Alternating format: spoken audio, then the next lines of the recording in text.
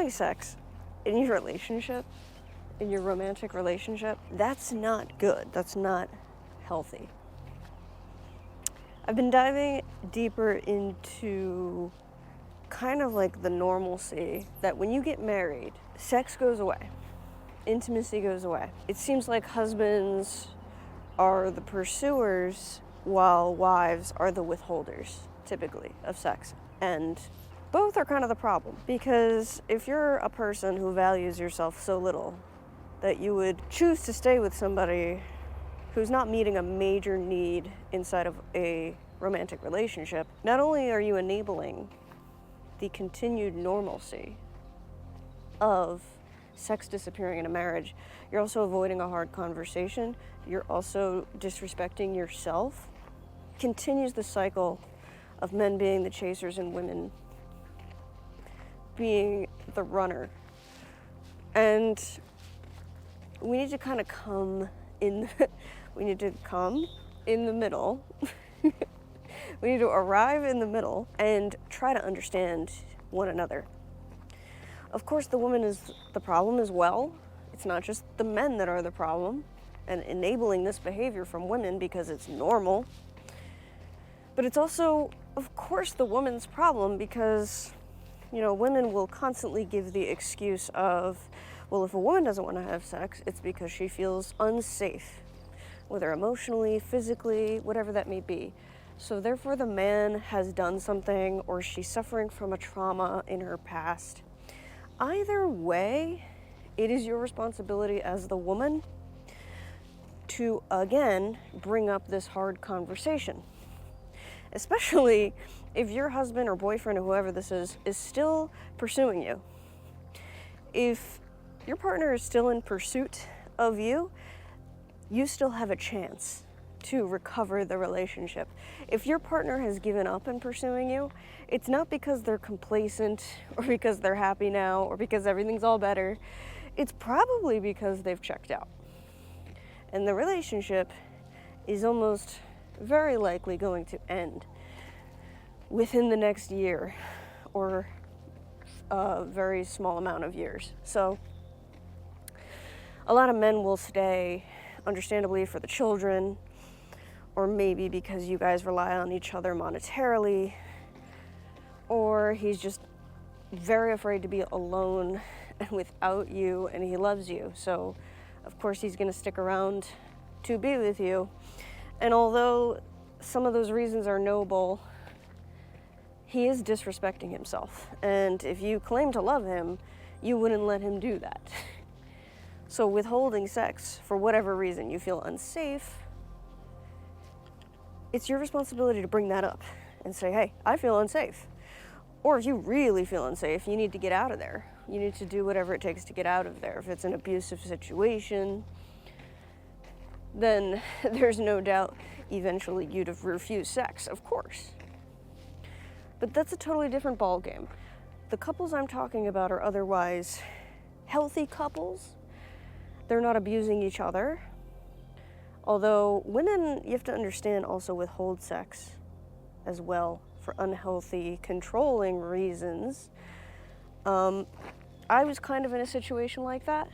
I'm not saying I was perfect in the relationship, but I did everything she asked of me, I tried to be intimate in non-sexual ways. I'm a woman. I feel like I know what other women want. I did the housework. I took care of the pets. I paid for most of the things. And yet I still was refused sex. And a lot of men experience this. They get the honey-do list. They get the checklist. They do the checklist. And there's almost like this silent agreement between the both of them that if he does his honey-do list, he gets some sex. But typically he's rejected whether he does the honey-do list or not.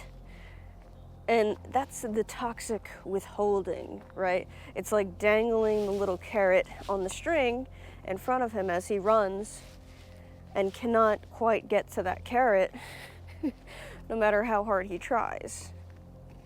And that seems to also be a common dynamic where it's like men aren't all this predatory, sex-crazed weirdos.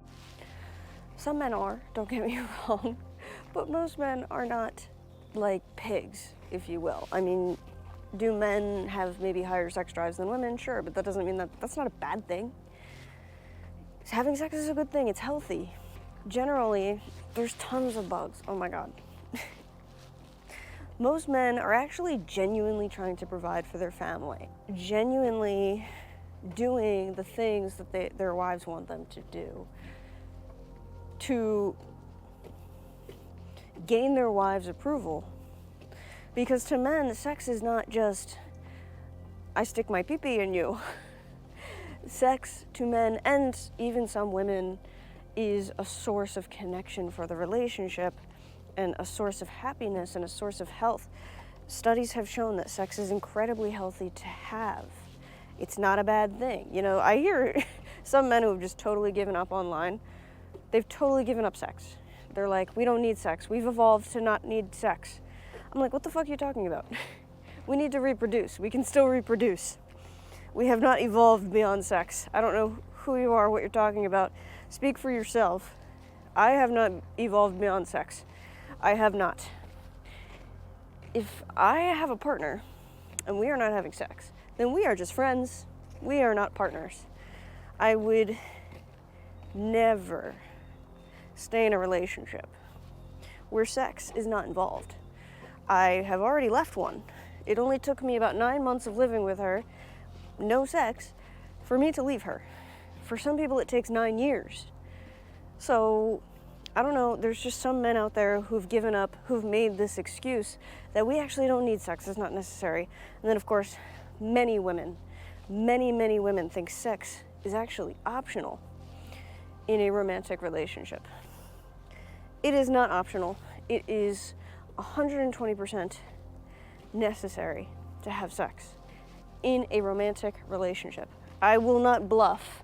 I have a girlfriend right now, and no matter how much I care about that woman and how great of a partner she is, if she just stopped having sex with me, totally, you bet your ass I would leave the relationship. A relationship has many deal breakers. One might be cheating. One might be the fact that your partner is a total deadbeat and they don't do anything. They don't do anything around the house. They don't do anything emotionally. Another might be abuse. Sex and lack of sex is one of those deal breakers, and it should be for every single person. Unless you two are genuinely two asexual people. There should never be a dynamic where someone is constantly looking for sex and the other one is constantly rejecting. Now, is it okay to say every now and then, honey, I don't feel good, honey, I'm tired, I'm stressed, not tonight? Of course, absolutely. There's going to be moments where the pursuer is the rejecter and the rejecter is the pursuer. There's going to be moments where the dynamic tables turn. There's gonna be times where even a man is like, I'm sick, obviously I'm not going to have sex right now. Or he gets home late and he's just too tired. Of course, it's okay to say no sometimes, and you should never force yourself to have sex or let yourself be coerced into having sex, or you should never have sex when you're uncomfortable, and you should never force someone to have sex. Saying no every now and then is okay, and it's to be expected. We're not always in the mood for our favorite food. If pizza's your favorite food, you're not always in the mood for pizza. But most of the time, you say yes to a slice. And that's how it should be with sex. You're not always in the mood to have sex. But your partner deserves to be said yes to most of the time, because it's healthy for a relationship to have that. When you enter a monogamous relationship, you're not obligated to have sex, right? That's not what we're talking about here. We're not saying that it's the 1920s or the 1800s and women had to put out or else. It's not like that. is you decided to enter this long-term monogamous relationship, and there are certain things that are required of someone who wants that. And those things are, number one, respecting each other. You are to respect your partner. If you want to be in a long-term, healthy, monogamous relationship, you need to respect your partner. Number two, you need to be able to and be willing to learn healthy compromise and conflict resolution. You need to be able to learn those things, and you need to want to learn those things. Number three, you need to do your household duties. Whatever you guys agree upon, you need to be able to both chip in to the house, to the cleaning, to the chores, to the fixing, to the children. You need to both feel like you're both trying, or else the relationship is essentially non-existent, right? And all of these things are kind of universally understood, at least in like the first world countries. You know, maybe third world countries, they have different rules and different views on marriage, but we're talking about first world countries. And there's many more things that if you want a monogamous relationship, which apparently you do because you're in one, that you kind of have to do. It's kind of like when you get a job. When you get a job, you're expected to participate and do your work and finish your work on time and be professional and respectful in the workplace, maybe dress a certain way. There are expectations in every relationship you have, including friendship and family. There's expectations in every responsibility you take on, like having children or getting a job. For some reason, we forget that in a monogamous relationship, you two have signed up to be each other's only partner in everything. And yet, for some reason, it has become the norm to refuse sexual activity. And that, to me, is so baffling. To know that men have enabled it, they've stayed with their wives despite lack of sex. And to know that women are withholding sex like this is some sort of a normal thing that every woman does. Like, is there a forum out there where wives... There's a bug in my eye. Is there like a forum out there where women are coming together and saying, let's refuse sex? You know, because it's like the common denominator is women. And they even have something called lesbian bed death. You know, that's a term in the lesbian world that only involves women. The common denominator is women. And it seems like men all across the board, whether they're good men or maybe slacking men or really good men, providers. My light just went out, so if the light got weird, I'm sorry. It seems like, let me say, yeah, it's okay. It seems like no matter what kind of man it is, he is being refused sex eventually in his relationship, whether it's in the first month of living together, or in the first few years after having kids, or just after the first few years of marriage, or it could even be the first 10 years into marriage.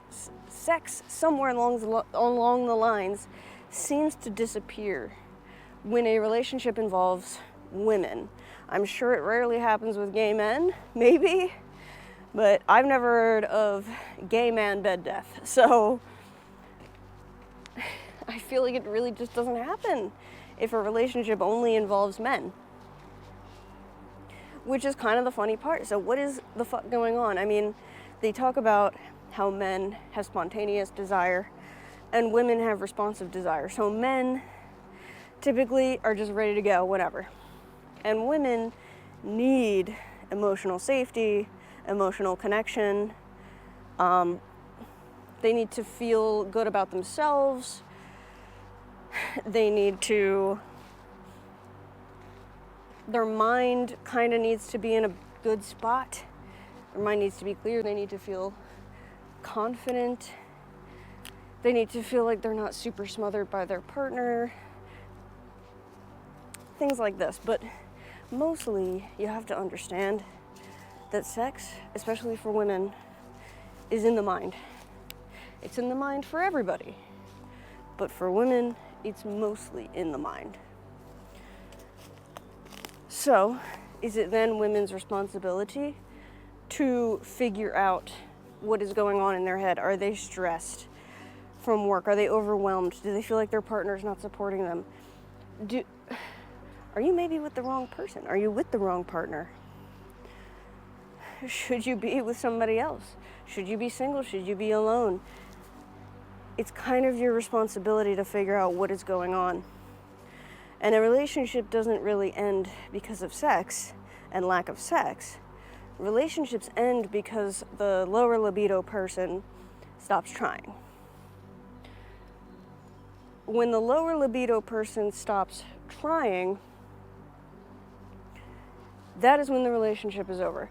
When the pursuer is so resentful that they stop pursuing, that is also a possible breaking point of the relationship. And you might have a little bit of time when you notice they've stopped pursuing, but a lot of the time women tend to be relieved when their partner stops pursuing, so they just ignore it. That's a very, very, very bad sign. That's a very bad sign, actually, if you want your relationship to continue. Another thing is, if you don't feel like you have the right, if you don't feel like you need to give sex to somebody, then you need to also accept that they can leave you. They can leave you at any point in time, and they have a right to do so. They have a right to leave you, okay? Anybody has a right to leave anybody for any reason at any time. But I think most people try and push through moments where they really don't like their partner's behaviors to maybe avoid guilt of leaving you, someone that they love, and to avoid pain and breakups and heartbreak. And that's why they do. That's like why people stay with people. Oh shit. That's why people stay with people who are not meeting their needs. But a need like this, I always say sex is about 50% of a relationship, in my opinion. If a need like this is not being met, it's so bad that you cannot be upset when the person leaves you. You just can't. If you don't want to have sex, wonderful, fine, dandy. If you don't want to figure out what's wrong with you, if you don't want to try and work things out to give your partner what they need, it's not a want, it is a need. Sex is a need in a relationship. Because if you do not have sex in a romantic relationship, they are just a roommate, they are just a friend. That's the only differing aspect between a romantic relationship and a friendship. So, yes, you need sex in a relationship. And you need to figure it out. You need to go to therapy, maybe a sex therapist, maybe look at videos online, read a book. Come As You Are is a good book to read, I've heard. I haven't read it yet. I might read it. But Come As You Are, I don't remember the author's name, but it's a pretty popular book. Look it up. Check out a book about how to work within the dynamic of a higher libido person versus a lower libido person. It's a very common dynamic. And we need to both take accountability for it. Everybody needs to play their part in it. It takes two to tango. But mostly, the person with the lower libido needs to communicate what they need from their partner, and they need to do the research. Is it hormonal? Is it physical? Is it mental? Do I need therapy? Is it something my partner isn't doing that is beyond our sex life that is turning me off in the bedroom? Is it the way we have sex? Does it just not feel exciting? Is that why I don't want to have sex? Is it the children? Am I just too exhausted? How can we fix that? How can we work together to bring back our sex life. And that is how you handle it. You handle it like a team.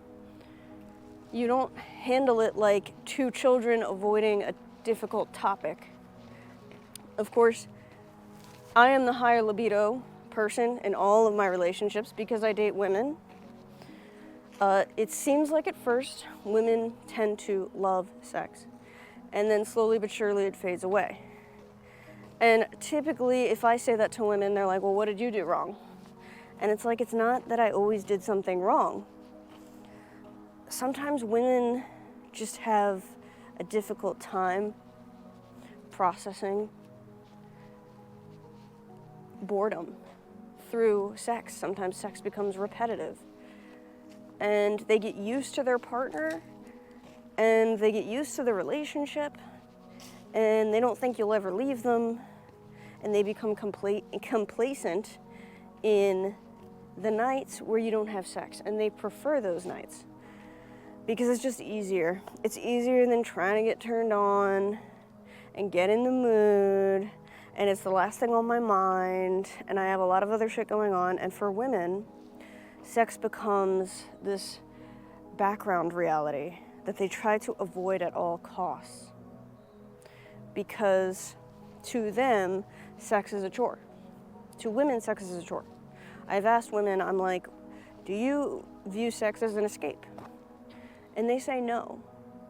And I'm like, wow, that is the difference. That is the difference between a higher libido person and a lower libido person. A higher libido person views sex as an escape. I view sex as an escape, meaning when I have sex, I'm relaxed, I'm excited, I'm ready to go, I'm ready to have fun, right? That's how I think of it in my mind. I think of it as fun. I'm gonna go have a fun time. Anything that we do that's fun is an escape from our normal reality, right? Work, school, whatever, chores. Like when I go kayaking to escape from normal everyday life. When I have sex with my partner, to me it's an escape. It's just another escape. And I would actually prefer for it to never end, but of course it ends, just like anything else. It seems like with a lot of women, sex is not an escape, it's just another thing they need to check off their to-do list. And it seems like when women grow up, for whatever reason, they lose this ability to plan for fun. They lose the ability to say, I want to do something for me today. I want to go have fun today. I want to do something for me. And they view sex as something for their husband. They almost view sex as like football or golf or whatever men typically tend to like. Sex is, in their mind, a way that their husband can use our body for pleasure. When the reality of sex should be, you also should be using your husband's body for your pleasure. Like, sex should also be on the same wavelength of getting your nails done and going shopping and going out to lunch and brunch with the girls and having your little mojito. It should be on that level too. And women don't put sex on that level. They don't do that. But it does seem like in the beginning they do. It seems like as long as they're infatuated with their partner, they're cool having sex.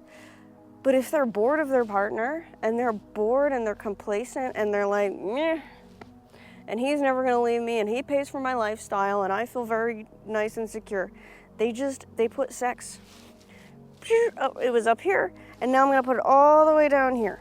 I'm even gonna put sex below chores.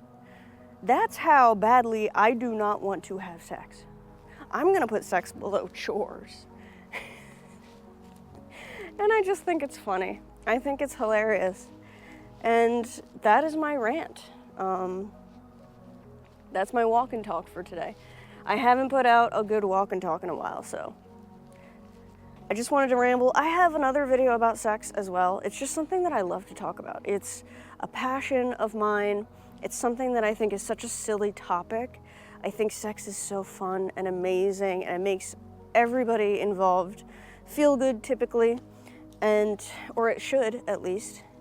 And sex should be something that we all want to have, that all humans desire and look forward to and embrace.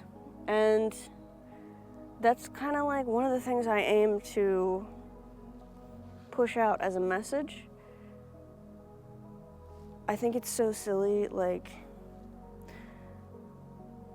I mean, not everybody on the planet is gonna like sex. I'm not saying every single person has to like sex, but I think most of us should be enjoying our sex lives.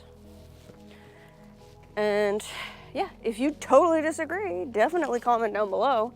I am beyond baffled, and I totally disagree with you. If you don't think sex is important, I would still love to hear from you though, because I think that's absolutely fascinating. If you also are a higher libido person and you've had terrible experiences with lower libido people, also comment down below. Feel free to like, share, comment, and subscribe as well. Try to put out a video once a week, or twice a week, but I tend to get a little busy, so be patient with me. Anyway, thanks for checking out the video, and I'll see you in the next one.